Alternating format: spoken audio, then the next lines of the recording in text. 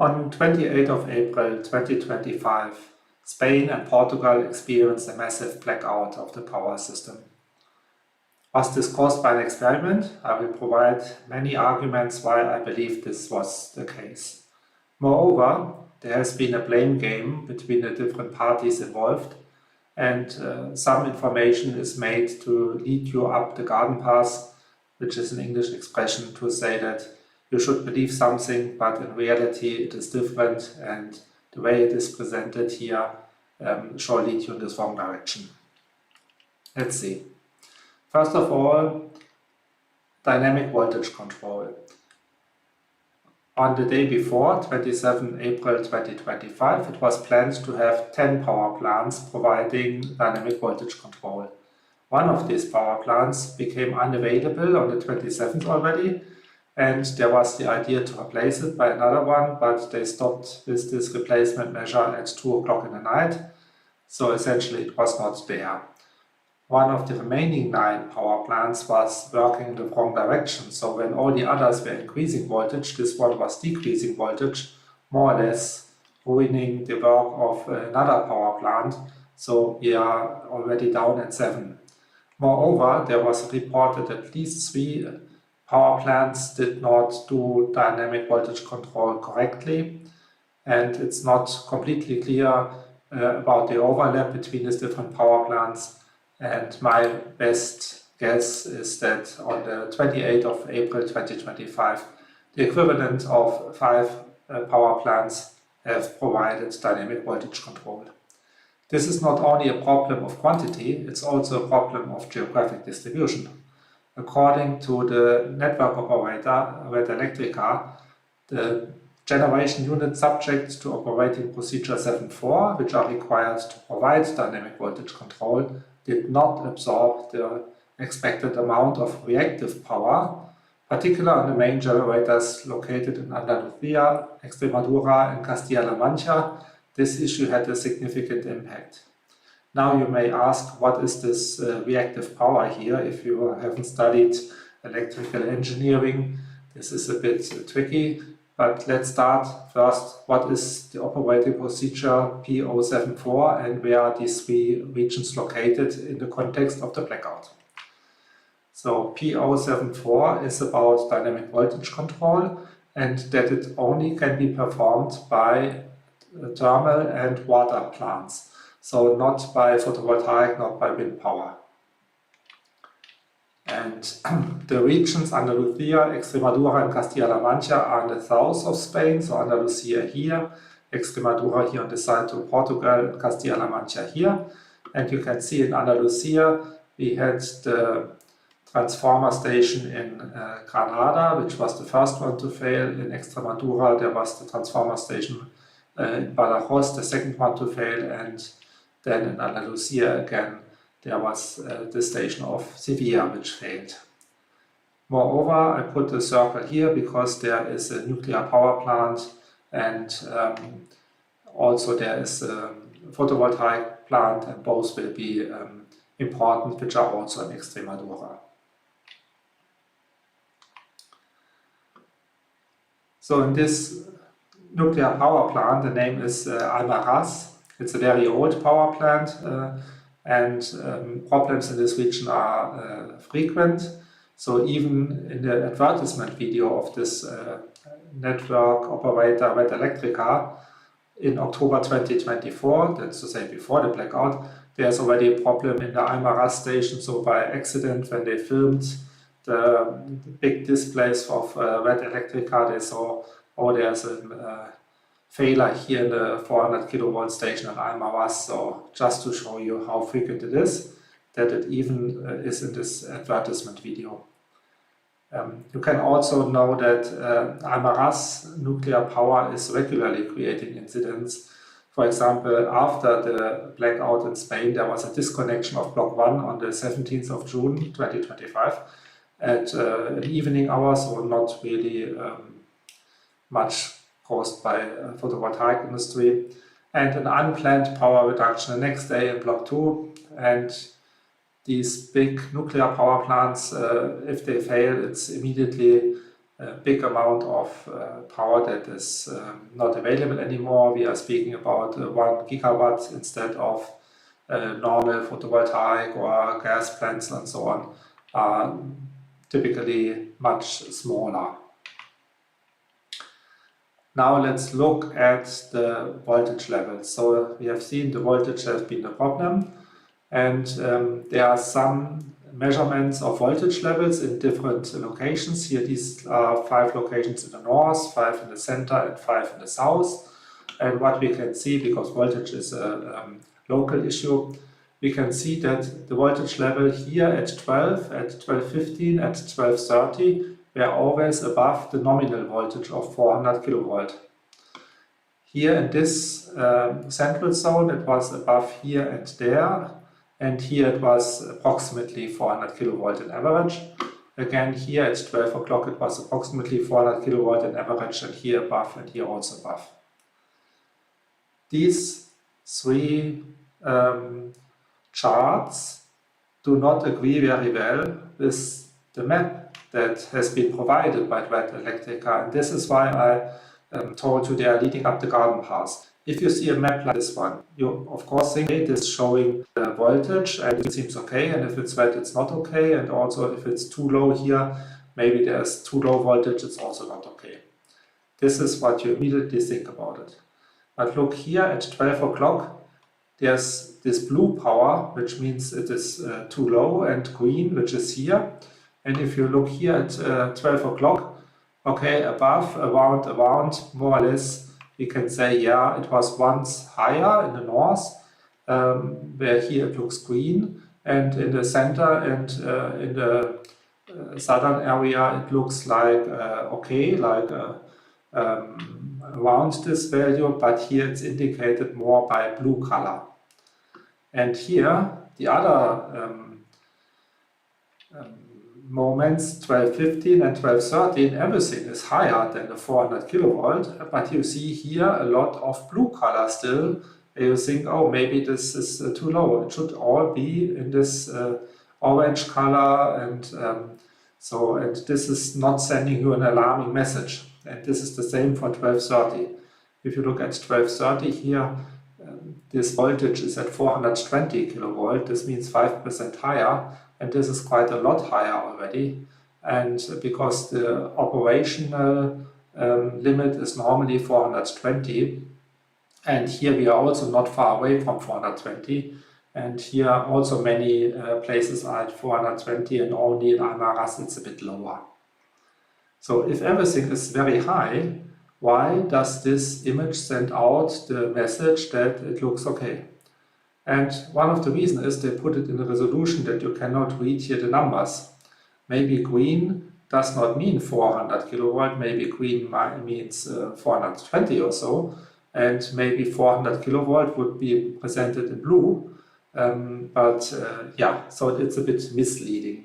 Moreover, you see here 1145. There is a lot of red here, and you could be alarmed and you would expect something in the report about this. But here this is limited to 12 o'clock, so you cannot see what happened here before. And in the report from the government and also in the message from Red Electrica, there is not much about why it looks so red here. Has there been overtension before? They always say, no, everything is okay. Voltage has been okay. You see already here 428, 429, okay, this is already close to the blackout. 428 again, so the voltage was already at a very high level. And please note that 420 is this operational normal, not a hard limit, but it should be not higher than this. And 435 is a limit where if you are above this, they can generators and consumers and transformer stations can start to disconnect from it, but only if you are there for a longer time. And only if the voltage is still much higher, they can disconnect immediately. Moreover, to lead you up the garden path, look here. There's 1230. This is what we just saw. It looks everything a bit not too bad. So we have a lot of green and light orange. If you look at this one, this is also 1230 and it shows a lot of orange already, so it doesn't look as good. And then you think, is it the same? This is graphic 14 and this is graphic 15. Then here it's the same title, how the voltage developed in the 400 kilovolt network. It's the same here. And it's the same moment, so why do they not look the same? And also here the numbers are hardly readable. So I think it is on purpose that the information provided by the grid operator, by the electrica, is leading you a bit in the wrong direction and not providing you the data that you would need. Now let's look a bit at voltage regulation by reactive power. Let's start first with the active power. Active power means that voltage and current are in phase, and this is used to transport electric energy to the real consumer. There is reactive power where voltage and current are 90-degree phase shifted. So if there is here the maximum or the minimum of the voltage, there is the zero of the current, and the other way around, when there is the minimum and the maximum of the current, there is the zero of the voltage. This means there is no active power transmitted by this. It's purely reactive, meaning that there is energy swinging in the electric network. It fills up energy in capacitance and also in inductive elements. So it's then filled up and then it comes back, so it's not transported to the final user. So what is the purpose of having reactive power in the system? First of all, it's frequently not by purpose, because then to have this nice looking active power only, this only works if you are have pure resistances and not inductive or capacitive elements, and many consumers have already such elements, and lines also have inductive components and transformers and so on. So a part is not desired, but you can also use reactive power to control the voltage, because if you add up this one and this one, you see that the voltage is much higher, but the active power is the same. So if we can manipulate the reactive power the way we want, we can increase or decrease the voltage in the system, and this is the dynamic voltage control. And according to this 7.4 proceedings, this can only be done by this conventional plant, so summarizing this thermal and water plants as conventional plants. A fellow YouTuber put it this way: so if the active power is this beer here with the calories and with the alcohol inside, and the reactive power is just something to make it happen so that it's going down more easily, then they computed the form apparent power is the sum of the two, but this image is not correct. In reality, it should be in this angle, 90 degrees angle, and then the apparent power is the diagonal.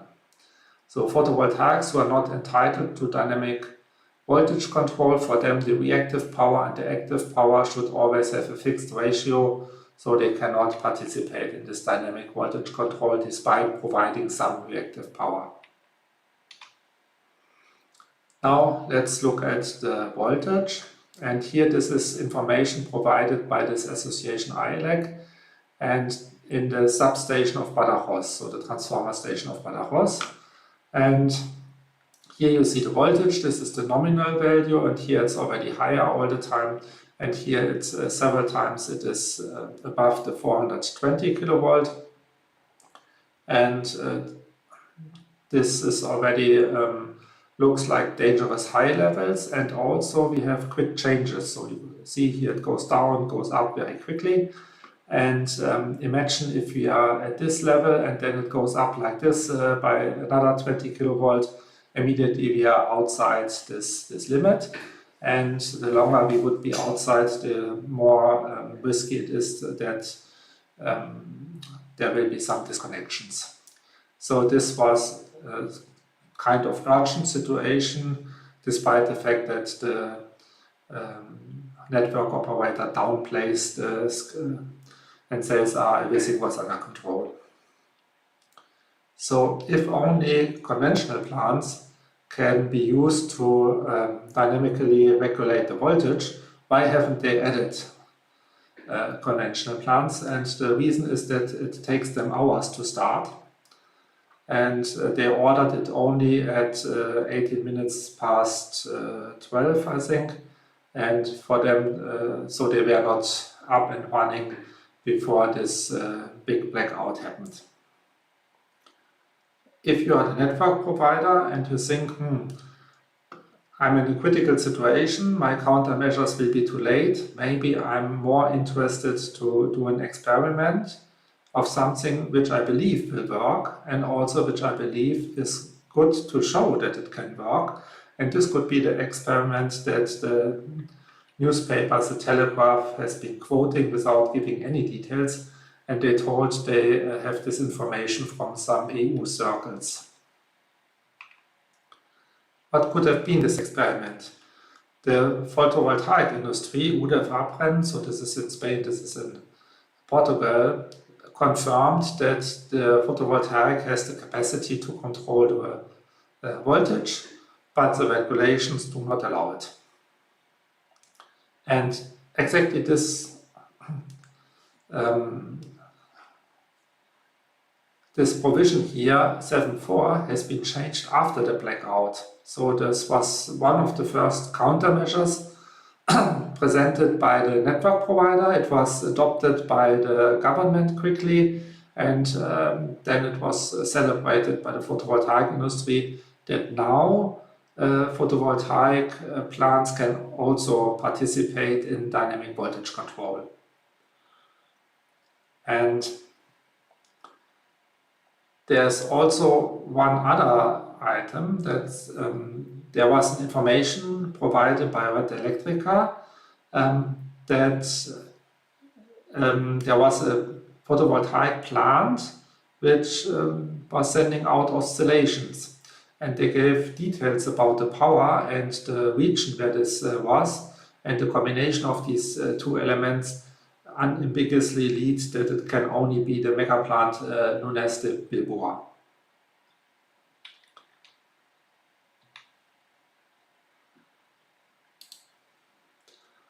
Let's have a look at this megaplant Nunez de Balboa. It has 1.4 million panels, each with 350 watt peak, so the panels are something normal, which you would also have bought in the year 2020. They are connected to 115 inverters. The inverters have 32 inputs, and presumably this is the way how they were connected. And the output of each converter was 690 voltage AC with 3 phases. And then the local transformers were used to convert this voltage to 30,000 volt. And then with 30 kilovolt, there's a line going to the substation Bienvenida, and this is then, they are connected to two transformers converting this to 400 kilovolt. So one item which I do not fully understand why this is so is that the Bienvenida transformers have a maximum voltage of 400 kilovolt on the grid side.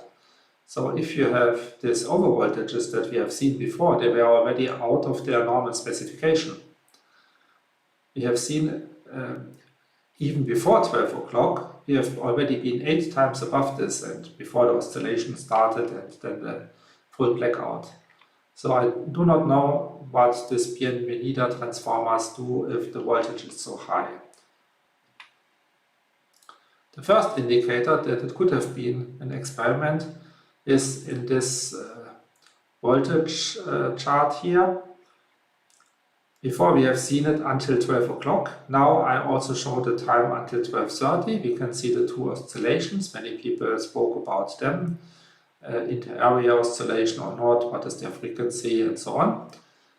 But hardly anybody realized that during this oscillation also the voltage level changed.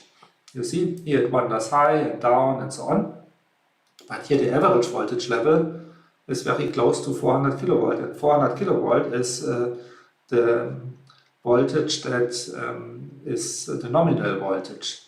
So, and then this oscillation ended, and then the voltage went up again, and here it's again around 400 kilovolt exactly at the moment that we have these oscillations. So is this just coincidence? What are the odds of this? And I don't think that it looks like a coincidence. If you see how this is going around here, and here it's in average, it is what we would expect if someone would be regulating voltage to this nominal value. Moreover, the network operator Red Electrica stated, okay, this is the photovoltaic plant in the province of Badajoz, and the power, and this leads to the only the one, and this was the cause of the oscillations. And here in the second oscillation they said no active power fluctuations were observed, variations in reactive power were indeed detected. What we have seen before, we do not expect from a photovoltaic power plant that the active power is more or less constant and the reactive power has variations, because we expect this to be a fixed ratio between the two of them. So maybe this is an indicator that reactive power has been used to control the voltage in this photovoltaic power plant. And this would explain why we are coming to this 400 kilovolt during the oscillations.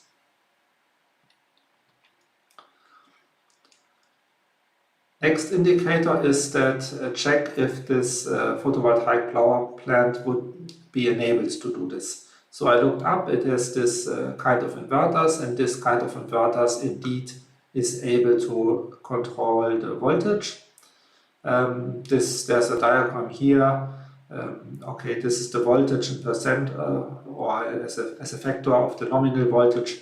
So here when it's the voltage is 7% higher, so this corresponds to 428 kilovolt on this highest voltage line, and within the plant it would be 32 kilovolt because there's a transformer in between.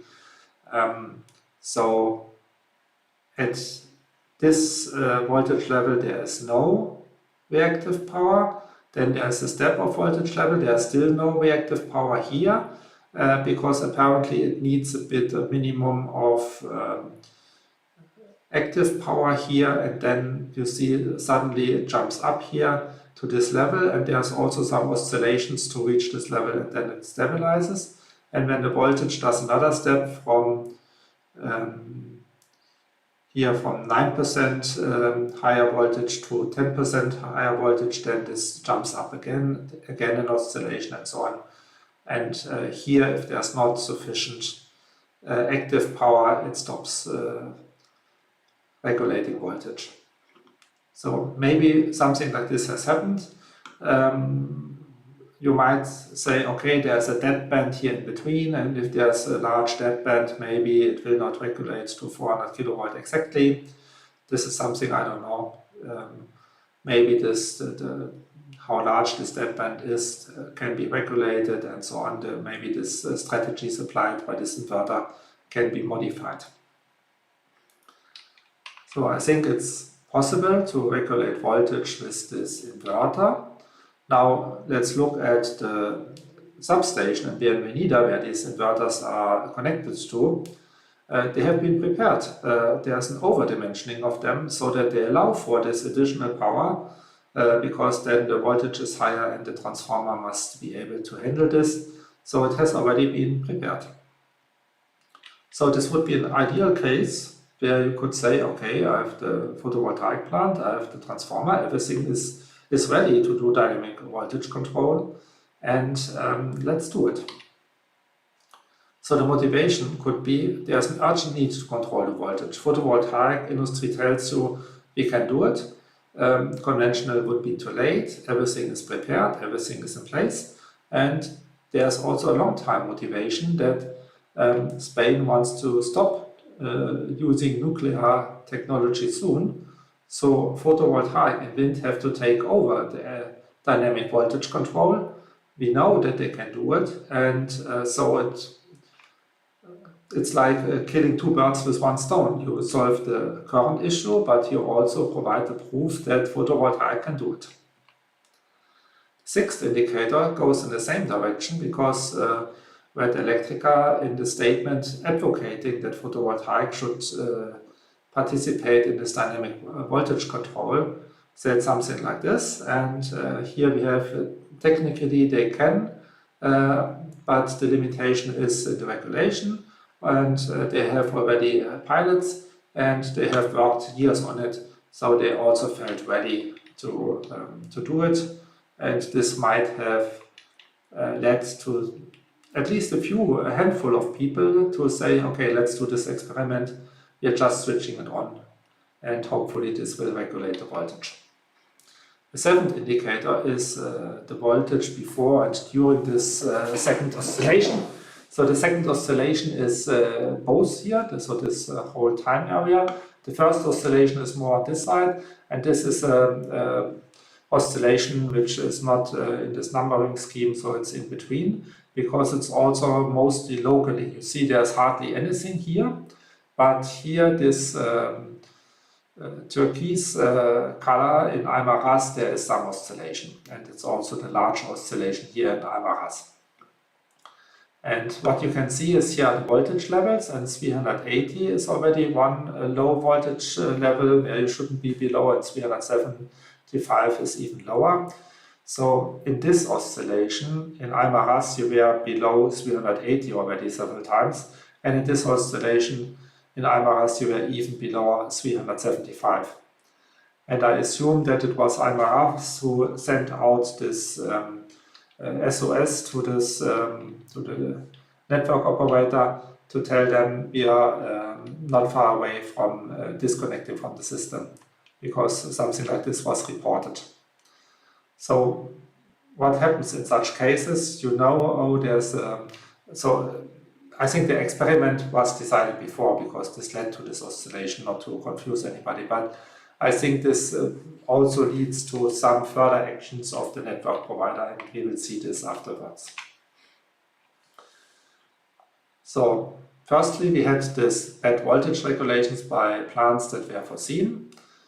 Then an unconventional unit seems to be covertly used for the voltage control, and it was close to Nunez de Balboa plant, or it was the plant. And it was causing technical issues. Oscillations were generated between 1203 and 1216. Maybe they come from the inverters when they had some configuration. Maybe it's also that if nobody expects you to do this dynamic voltage control, then maybe there's another control somewhere else, for example an adjustable transformer down the line, or something else that tries to regulate. And if you have two entities regulating at the same time, this can also lead to oscillations.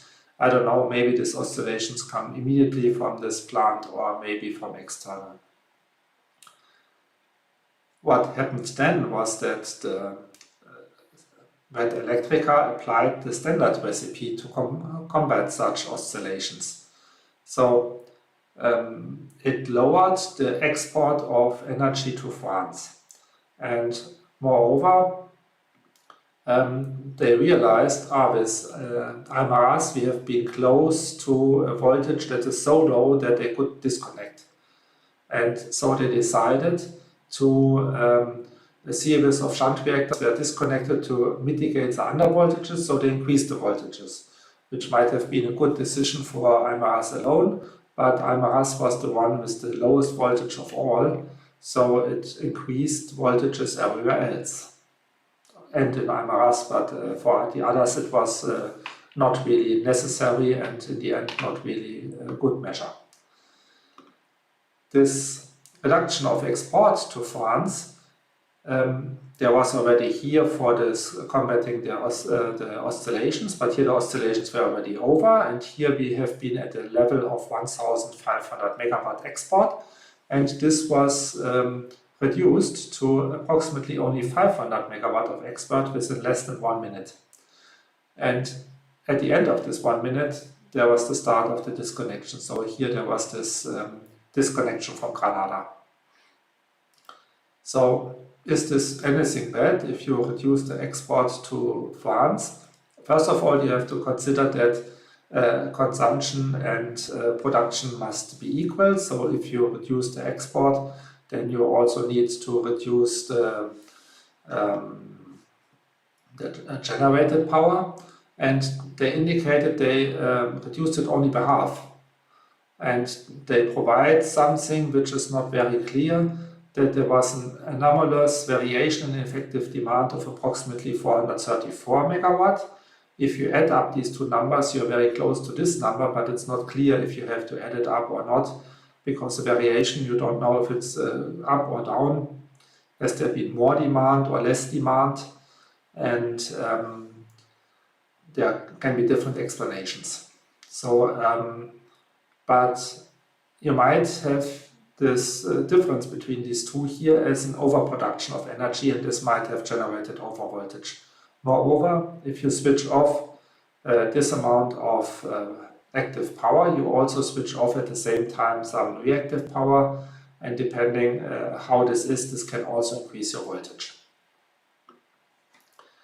It's not totally clear why they did this measure here to reduce the exports to France this way. Because the oscillation was already over, maybe it was a precautionary measure, maybe it's because of markets, this I don't know. However, what is known is there is an anti-correlation between the export to France and the voltage levels. At least starting here from 1015, you can see every time that the export goes up, then the voltage goes down, and if the export goes down, the voltage goes up. And the amount of voltage change is here roughly from 395 to 415, so it's around 20 kilovolt. So you can imagine if you do this massive change of export in a short amount of time, then the voltage might increase very quickly.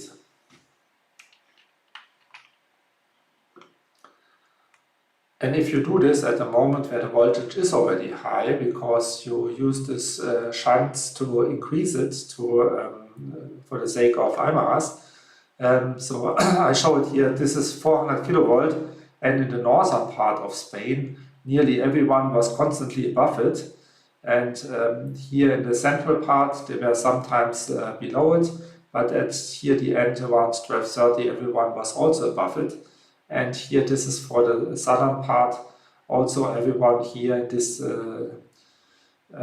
moment was clearly above 400 kilovolt. So in a situation of high voltage and insufficient voltage control, if then you reduce exports to France, and you know that this reduction of export will lead to an increase of voltage, why haven't they done measures to reduce voltage at the same moment? They could have done this with the shunts to reduce voltage in parallel, and the possible explanation is they didn't expect it to go wrong this quickly, and they just wanted to see the result, or they were fearing disconnection of IMARAS. So afterwards it's always easier to say, why didn't you do? But in this situation, I guess they were a bit under stress, and maybe also these oscillations. First of all, they were quite strong oscillations, and second of all, we have seen this that they influence the voltage level by quite a lot. And if you are fearing that it might come again and suddenly your voltage is 20 kilovolt lower than what it was just a minute before, a few seconds before, then you might be a bit under stress. So the complete chain, how in my opinion it came to the blackout, is First of all, the dynamic voltage control. There was this insufficient order because there were only 10 ordered and one which was not available was not replaced. There was the gas plant working in the opposite direction and 3 plants with a malfunction. This led to a bad voltage control with a bad geographical distribution. There was an unstable voltage even before 12 o'clock. The order of a conventional plant to have better dynamic voltage control came too late. And my suspicion is that they used this PV megaplant to regulate the voltage. So the average voltage returned to the nominal value, but we had strong oscillations. Then there was this nuclear plant in Almaraz, which sent an SOS that it's close to disconnecting. And so they decided to increase the voltage by switching the shunts. And then they also counteracted the oscillations by reducing the export to France and without sufficient parallel measures to avoid the voltage increase. So this led to an overvoltage. And one further element for this blackout was that the disconnection of the transformers, at least in Granada and Badajoz, but maybe also elsewhere, have been too early. So they should have withstood the high voltage at least for some time, and because they didn't, and even this critical voltage levels were not reached according to the network provider, they disconnected too early and then the voltage increased even further, and this led also to disconnection of Sevilla and in the end to the complete collapse of the system. Thank you for listening to my explanation. Please leave your comments below.